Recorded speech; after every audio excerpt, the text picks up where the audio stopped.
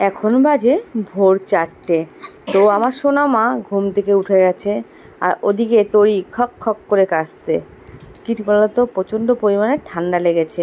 তো তোমরা তো জানোই এখন ওয়েদারটা প্রচণ্ড খারাপ। তো দেখো, ওর সঙ্গে শুধু বকবক বকবক বকবক করেই যাচ্ছি, কিছুতেই ও থাকবে না। ও এখন ঘুরুঘুরি করতে যাবে, কিন্তু এখন কি ঘোরা সম্ভব তোমরাই বলো। তো দেখো, ওপরের পাখাটা চলছিল, তো ওইখানে কথা বলছিলাম, আর না শোষো শোষো করে আওয়াজ হচ্ছিলো। ভেবেছিলাম ওপরের পাখাটা বন্ধ করে দিয়ে এই চার্জার পাখাটা চালাবো, তাও দেখি আওয়াজ হচ্ছে, কোনো কিছুতেই হচ্ছে না। তারপরে ভাবলাম না, পরে আমি ভয়েস ওভারটা দিয়েই দেবো। তো দেখতে পাচ্ছ ও এমন করে থাকবে, কিছুতেই কোলে থাকবে না। ওই ঠিক এইভাবেই নিতে হবে। এইভাবে কি একটা এইটুকু বাচ্চা রাখা যায় তোমরাই বলো না। কিন্তু কি করব, ওই যে এখন মনে হয় যেভাবে ও থাকবে সেইভাবেই আমার রাখা উচিত, তাই না? আর কি বলতো, ওকে নিয়ে আদর করছি আর মনে মনে ভাবছি কবে ও বড় হবে, কবে কি করে যে বড় করব, এটাই ভেবে পাচ্ছি না, জানো তো। তো ওই যেহেতু বড় হয়ে গেছে, এখন মনে হচ্ছে ও আমার কাছে অনেকটাই ছোট। আর কি বলতো, ওর ওয়েটটা একদমই কম হয়েছে। তোমাদের একদিন পুরো শেয়ার করব যে ওর ওয়েট কত হয়েছে, কবে হয়েছে, পুরো একদম ডিটেলস সব কিছু একদিন বসে তোমাদের সঙ্গে শেয়ার করব। এখন আর হয়ে উঠছে না গো, কারণটা কি বলতো, এখন যে বসে তোমাদের সঙ্গে কিছু কথা বলবো, কিছু ভিডিও করব, সেটা আর হয়ে উঠছে না। কারণ তোমরা জানোই যে এখনও অনেক ছোট, এখন সেটা আর হচ্ছে না।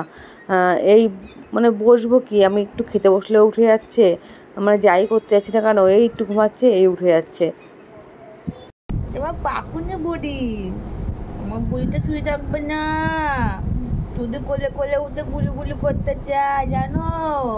একটুখানিও শুয়ে থাকবে না, শুধু গুলু গুলু করবে, শুধু গুলু গুলু করবে। ও মামা, শুধু গুলু গুলু করবা তুমি? ও বাবা গো, ও শোনা গো, বাবা গো, আদর আদর আদর আদর আদর আদর আদর আদর।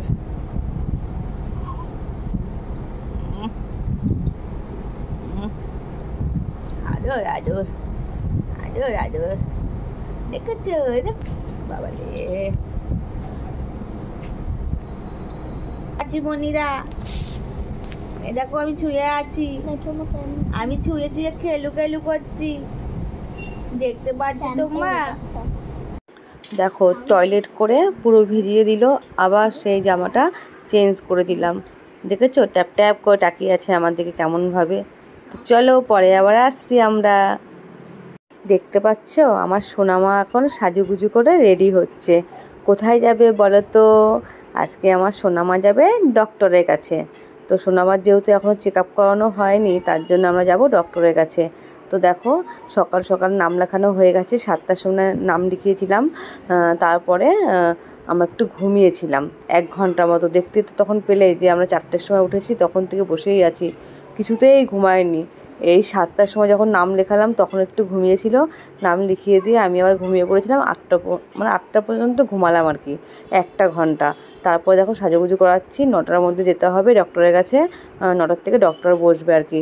তো চলো, আমার সোনা আমাকে দেখো সাজুগুজু করে দিয়েছি, আর মাথায় দিয়ে দিলাম হচ্ছে জনসন বেবি তেল দিয়ে দিলাম। আর দেখো কাজল পরিয়ে দিয়েছি, মাথাটা একটু আঁচড়ে দিচ্ছি, দেখতে পাচ্ছ। আর ও কিন্তু খুব বিরক্ত হচ্ছে, ওর কিন্তু একদম ভালো লাগছে না মাথা আঁচড়াতে আর এই সাজুগুজু করতে, ও বিরক্ত হয়েই যাচ্ছে। আর এই দেখো আমার সোনামা একটা নতুন ড্রেস পরেছে। তো কেমন হয়েছে বলো তো? এটা কিন্তু মেয়েদের ড্রেস নয়, এটা কিন্তু ছেলেদের। কিন্তু এখন তো বাচ্চা, তাই না? এখন যাই পরবে সবই আর কি ছেলে মেয়ে, আর কোনো কিছুই বোঝা যায় না, তাই না? ছেলেদের জামা প্যান্ট পরলে ছেলেই মনে হয়, মেয়েদের জামা প্যান্ট পরলে সে ছেলেই মনে হয়। ছেলে মেয়েও একদম বোঝা যায়ই না ছোটোবেলায়। তো দেখো এদিকে আমার সোনামাকে একটু করে মুখে পাউডার দিয়ে দিচ্ছি, দেখো। আর ও কী বিরক্ত হচ্ছে। তো মা ওদিকে দোকানে গেছে, মা এখন আসবে, এসে রেডি হবে, আর ওকে আমি সাজুগুজু করিয়ে বড় মা কোলে নেবে, তারপরে আমি রেডি হব। তো একদম পাগল পাগল অবস্থা আর কি। আর যাদের ছোট্ট বেবি তাদের মায়েদের হচ্ছে পাগল পাগল অবস্থায় থাকে, না মাথার চুল আঁচড়াতে পারে, না খেতে পারে, না কিছু করতে পারে, এই হচ্ছে, এভাবেই চলছে। আর কি করা যাবে, তাই না বলো? মা হতে গেলে তো অনেক কিছু ত্যাগ করতে হয়, তাই না? তো দেখো ওদিকে ওর ঘুমও পেয়ে গেছে, যেহেতু আজকে ও প্রথম স্নান করলো। আর এতদিন ওকে স্নান করানো হয়নি, ডক্টর না করেছিল, তার জন্য স্নান করায়নি। দেখো আজকে প্রথম স্নান করলো, করে দেখো একদম তেল তেল মেখে স্নান করে দেখো পুরো একদম বাবু একদম রেডি। ও বাবা, আবার ওক টানছে দেখো, মানে খাইয়েছিলাম তো, খাইয়ে একটু ঠেকুরটা আর কি তোলেনি, তার জন্য একটু ওক টানছিল। ওকে করতে করতে আমি পুরো পাগল হয়ে যাই। তো চলো পরে আবার আসছি। তো স্নান করালাম আজকে, চলো আপনার আমার সাজুগুজু কমপ্লিট, পরে আবার আসছি।